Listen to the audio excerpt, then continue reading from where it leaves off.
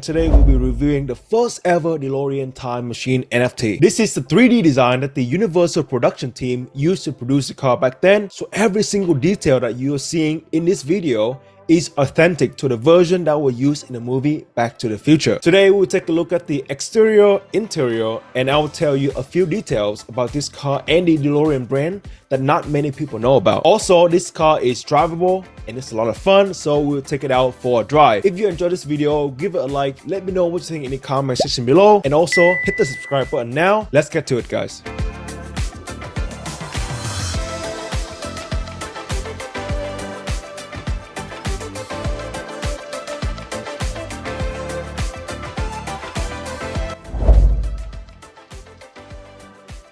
Immediately, your eyes are drawn into the classic brushed stainless steel body, which absolutely looks retro-futurist. Nowadays, you can see a pretty close resemblance in the Tesla Cybertruck, which also has a stainless steel body and shape.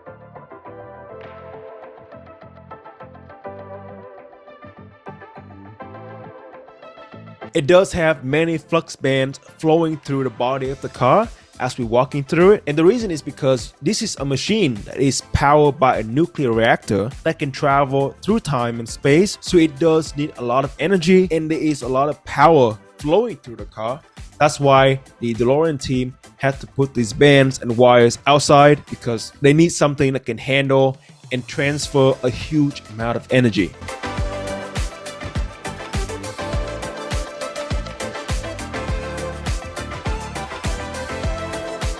As we walk through the car, the most obvious thing that distinguishes the DeLorean from so many other cars, which is the gull-wing doors, because they look absolutely amazing. It was said that John DeLorean used to own a Mercedes 300 SL, which might have inspired him to get this gull-wing door to his beloved product.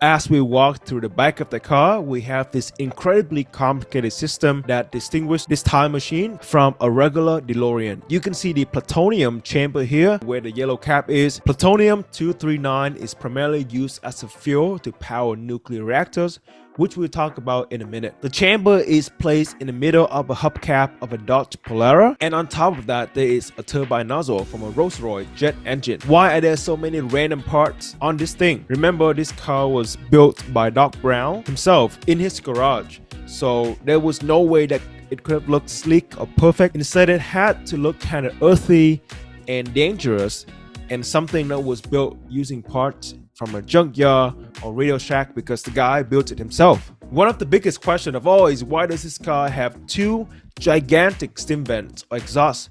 Well, if you have a nuclear reactor here that will take the car travel through time and space, then you need some ridiculous space to cool it down, and that's why. So these steam vent exhausts are there to help releasing the heat that was a byproduct from powering the nuclear flux capacitor.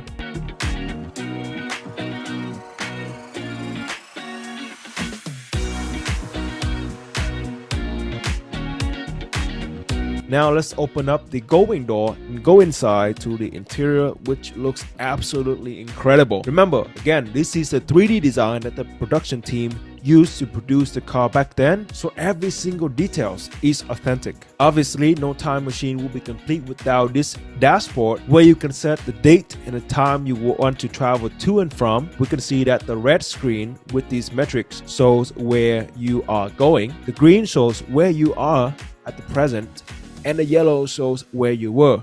So we have different indicators that tell us where we are going, which is the future, where we are at the present, and where we were in the past. Next up, on the passenger side, we have a compass, which is basically the GPS, and a scale that measures radiation. Why? Because we are using nuclear energy here, so it's pretty dangerous. Right here, we have the famous flux capacitor, which is powered by nuclear energy, and this is the thing that helps you time travel in this DeLorean time machine.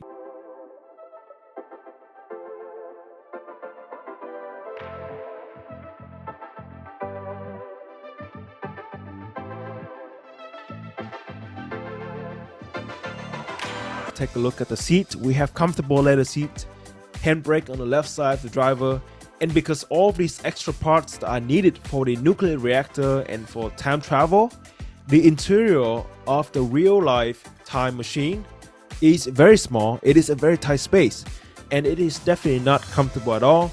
And initially, it was more crowded with even more gadgets, but eventually they had to free up so many things for us can see through and film the passengers and the driver at the same time.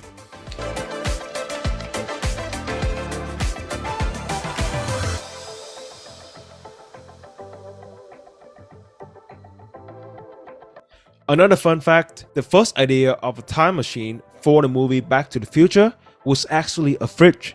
Like, they would put everything that you are seeing here that will make you time travel into a fridge instead of this beautiful vehicle. But then there was a concern that kids stay in the fridge to time travel, and that would not be a good thing. I also want to talk about the story of DeLorean, because obviously this is a beautiful car, very cool looking, very futuristic. But why did it not work out?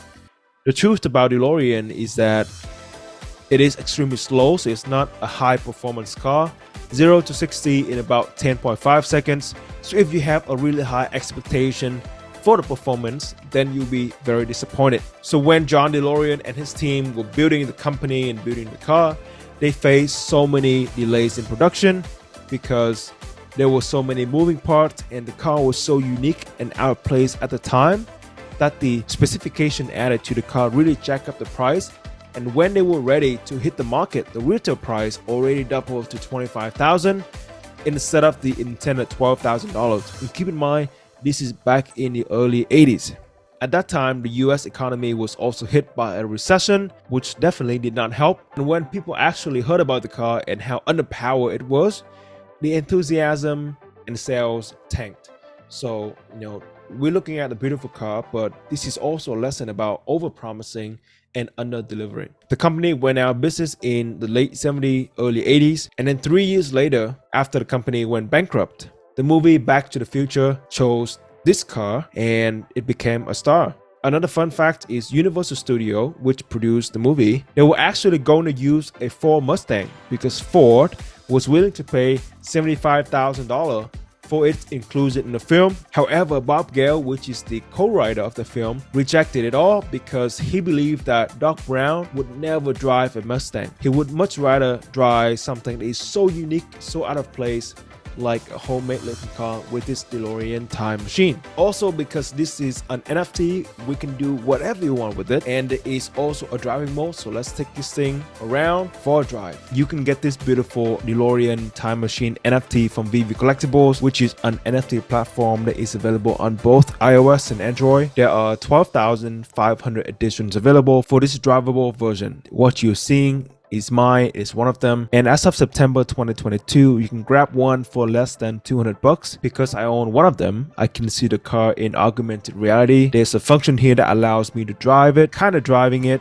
which is pretty cool. But most importantly, I would say that owning this DeLorean is more than that. I mean, it's a very special feeling. I love Back to the Future, but I also love the movie Ready Player One, where there is a DeLorean, and I thought that was the coolest car ever. So owning a limited version and the first on a blockchain of this time machine is pretty incredible. I mean, there will only be 12,500 people who can own one of these DeLoreans that they can use in the metaverse, and I know that many people are owning multiple. So this is actually a pretty scarce NFT. When I think about the future, when the metaverse become a reality, who would not want to drive around in one of the most iconic cars of all time? That is it, you guys. Thank you so much for watching. Let me know in the comment section below whether you think this car, this NFT, fit your expectation of the real time machine that was used in the movie Back to the Future in the 80s.